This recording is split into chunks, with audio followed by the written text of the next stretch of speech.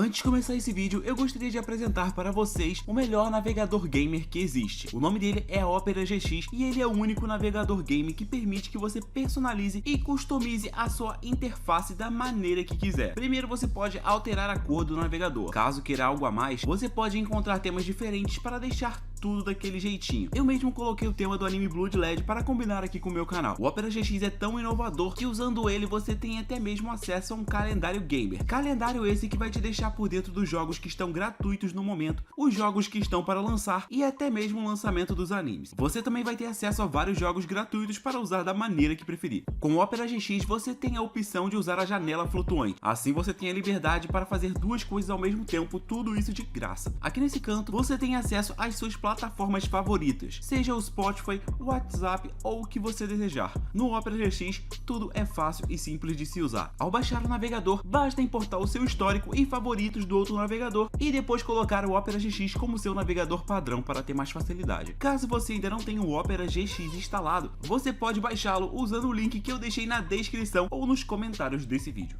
E aí galera, beleza? Aqui quem fala é o Batman e hoje eu estou aqui com o anime Arata Kantagare. Esse vídeo vai ter duas partes. Caso você curta essa parte aqui e queira uma parte 2, deixa o like e compartilha o vídeo com seu amigo, beleza? Esse anime conta a história de dois jovens que acabaram trocando de lugar em mundos totalmente diferentes. Um vivia em um mundo de magia e foi forçado a se disfarçar de mulher para que o seu clã não fosse aniquilado. Já o outro vive na cidade de Tóquio e sofre bullying na escola. O Arata de Tóquio é bom nos esportes, mas tenta esconder isso. Ele vinha sofrendo bullying na escola e tinha apenas um amigo, porém ele acaba escutando uma conversa na qual seu suposto amigo dizia que não suportava mais ele. O outro Arata do mundo de fantasia, diferente do de Tóquio, tem cabelo preto e não sofre bullying. A vida desse aqui é mais complicada. Ele é um herdeiro de um clã muito famoso, porém o seu clã está precisando de uma garota e ele, o herdeiro do clã, acabou nascendo como um homem. Por conta disso, ele foi obrigado pela sua avó a se disfarçar de mulher para participar de uma cerimônia que acontece a cada 30 anos e assim se tornar a princesa que governará a nação. Infelizmente ele não pode recusar essa ordem da sua avó, senão todo o seu clã será eliminado. O pior de tudo é que somente as mulheres desse clã possuem um tal de Amatsuriki, que no caso é um poder usado para proteger as antigas espadas divinas. Essas espadas são chamadas de Ayagami, e nessa nação elas são passadas à frente por gerações. O Arata de cabelo preto acaba se vestindo de mulher. Para animá-lo, a Kotorra dá a ele um colar especial. Depois disso eles partem para a cerimônia na capital. No meio da cerimônia, os 12 Shinshou se rebelam. Um deles elimina a princesa e o Arata foge para não ser morto. Após fugir, um dos 12 generais desse local declara que o Arata é o homem que matou a princesa. Sendo considerado um traidor por todos, a única opção do Arata do mundo de fantasia foi fugir até uma floresta amaldiçoada. Em meio aos acontecimentos, os dois Aratas acabam trocando de lugar. O Arata de Tóquio se desespera ao chegar em outro mundo e ser caçado por vários guardas. Por sorte, a garota chamada Kotorra aparece e o ajuda a fugir do exército. Assim, ela leva o Arata até a aldeia. Lá o protagonista consegue explicar a todos o que está acontecendo com ele. Alguns pensam que a floresta amaldiçoada consumiu sua alma, mas a avó do Arata diz que a lenda da floresta deve estar errada e que provavelmente a floresta faz com que as pessoas de outros mundos troquem de alma. Mesmo entendendo a situação, ela não conhece uma maneira de desfazer isso. Do nada, o exército chega à aldeia à procura de Arata. Um dos 12 generais pega a Kotorra como refém e o protagonista se levanta para ajudá-la. Ao ser atacado, ele pegou uma espada toda enferrujada que estava por ali largada no chão e a usou para se defender. A espada na verdade era divina e acaba escolhendo Arata como seu portador. Assim, o protagonista obtém um enorme poder. Com esse poder, ele consegue se proteger do ataque da espada divina do General Kanagi. Após ver o Arata usando esse orbe protetor, o homem de cabelo branco começa a desconfiar que o Arata possa ser um show, no caso, um usuário de arma divina. Em Tóquio, a irmã e a mãe de Arata estavam à procura dele, pois ele não atendia o telefone. Perto delas, no meio de uma multidão, havia um garoto quase pelado, e as pessoas diziam que ele estava fazendo filmagens para um filme. Curiosas,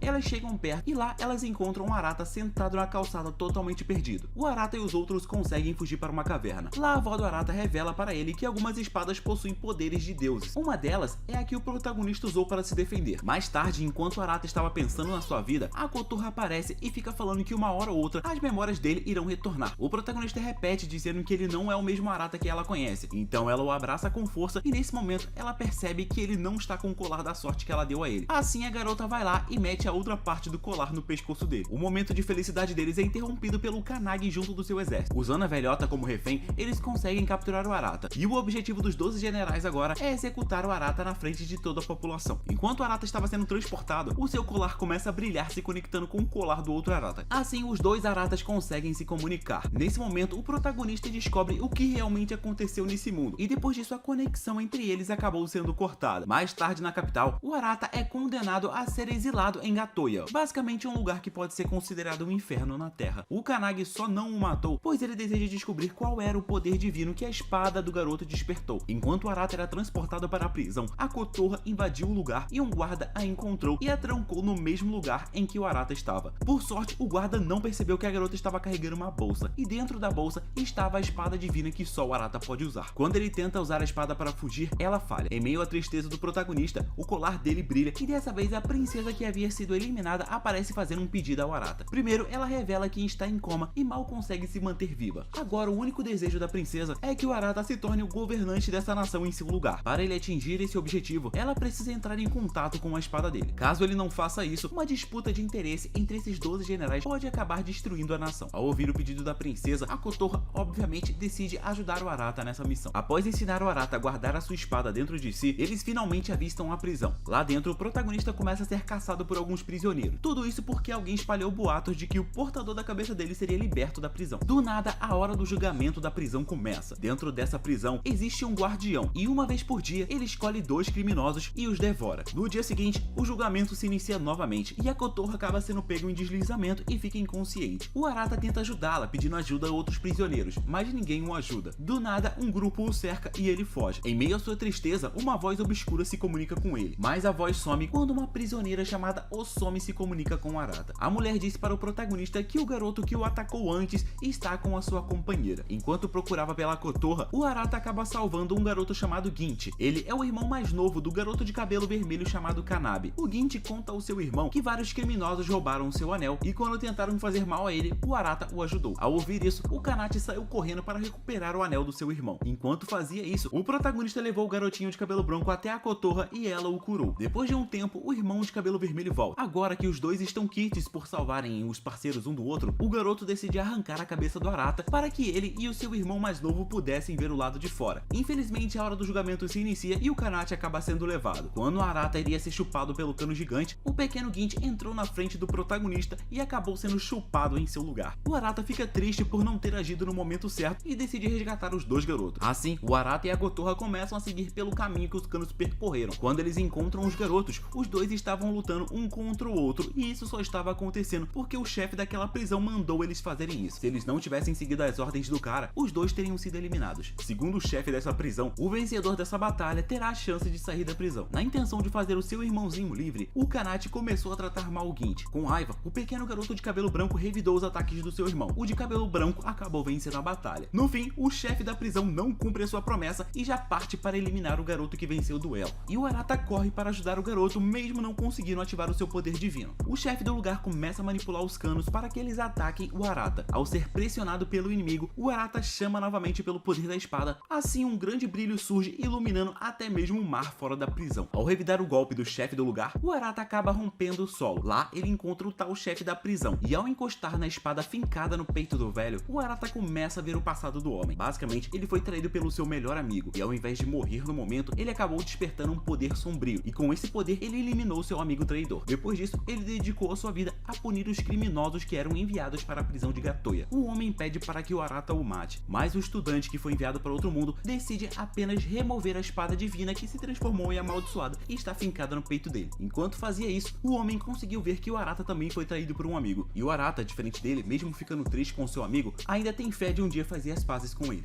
Ao ouvir as palavras do Arata, o homem acaba deixando seu ódio para trás e decide seguir em frente. Assim, essa espada sagrada deixa de ficar manchada pelas trevas e se torna brilhante novamente. Depois disso, o homem e todo o seu poder se transformam em energia e por fim se transformam no poder do Arata. Ao materializar o poder da espada chamada Saniwa, a prisão começa a voltar à sua aparência antiga. Não só isso, mas todas as pessoas que sofreram julgamento pela espada do homem que controlava toda a prisão acabaram sendo libertados. A partir daí, o Arata consegue fugir da prisão acompanhado daqueles 2 irmãos. Enquanto isso, o espírito do Tsutsuga, nome horrível, mas ele era o chefe da prisão, foi até o Kannagi e perguntou o porquê dele perseguir um garoto inocente. Sem respostas, ele informou ao Kannagi que o Arata possui a espada das origens. Usando o poder dela, ele será capaz de restaurar a ordem desse mundo. Depois disso, o barco que eles usaram para fugir da prisão quebra e o grupo de Arata acaba ficando em uma ilha chamada Narutaki. Lá o Arata diz que deseja chegar à capital para ajudar a princesa. Na ilha, eles encontram um grupo de pessoas que estavam fugindo para a fronteira. Esse grupo fazia parte da vila de Gint. Assim, o garotinho acaba reencontrando a sua mãe. Como a nação perdeu a princesa, os 12 generais provavelmente vão iniciar uma guerra pelo trono. Como uma disputa entre grandes líderes pode acabar com o reino, essas pessoas estão se adiantando e indo para bem longe. Tão certo, não é não? Após encontrar a sua mãe, o Gint segue viagem com ela para a fronteira. Porém, o Kanat decide se separar dele. Assim, o garoto de cabelo vermelho acaba indo acompanhar o Arata em sua viagem. Enquanto seguiam viagem para a capital, eles são atacados por um animal gigante e inofensivo chamado Muro. Acontece que uma garota de uma aldeia local roubou o ovo dele, e isso o deixou furioso. Eles conseguem fugir do tal Muro, mas o Arata acaba desmaiando com febre alta. Assim, o Arata é levado até a aldeia dessa garota. Para surpresa de todos, o lugar é liderado por um dos 12 generais. O nome do cara é Ohika e ele é um seguidor do Kannagi. Seu poder divino é o da espada do ferreiro. Com esse poder, o cara pode consertar qualquer tipo de ferramenta. Esse Ohika já sabe quem o Arata é, mas ele não deseja briga. Na verdade, o homem acredita que o Arata seja inocente, pois a história do tal Tsutsuga, o chefe da prisão, chegou até ele. E conhecendo o chefe da prisão de Gatoya, ele sabe que se o cara se submeteu voluntariamente ao Arata, é porque o garoto é inocente e provavelmente porque ele confia que o Arata é capaz de restaurar a ordem. Bem longe dali, uma disputa pelo trono se inicia. Um dos 12 generais chamado Akachi